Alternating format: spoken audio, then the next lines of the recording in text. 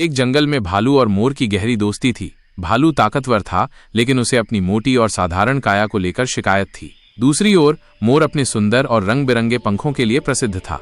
एक दिन भालू ने मोर से कहा, तुम्हारे सुंदर पंखों की हर कोई तारीफ करता है, लेकिन मेरी ताकत की कोई कद्र नहीं करता। मुझे लगता है सुंदरता ही सबसे अहम है। मोर ने मुस्कुराते हुए कहा, भालू, सच्ची सुंदरता बाहरी नहीं बल्कि हमारे गुणों और कर्मों में होती है। इसे मैं तुम्हें साबित करके दिखाऊंगा। उसी समय जंगल में एक हिरण शिकारी कुत्तों से घिर गया। मोर ने अपनी तेज आवाज में कुत्तों का ध्यान खींचा और उन्हें अपनी ओर दौड़ाया। इस बीच भालू ने अपनी ताकत से कुत्तों को भगा दिया और हिरण की जान बचाई।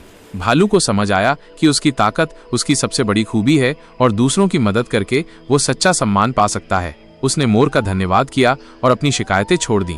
शिक्षा, सच्ची सुंदरता हमारे कर्मों और गुणों में होती है। एक समय की बात है, एक घने जंगल में कई तरह के पक्षी रहते थे। जंगल के बीच एक बड़ा पेड़ था जिसमें तोता, कबूतर और अन्य पक्षियों के घोंसले थे। एक दिन एक शिकारी आया और पेड़ के नीचे अनाज बिखेर कर जाल बिछा दिया।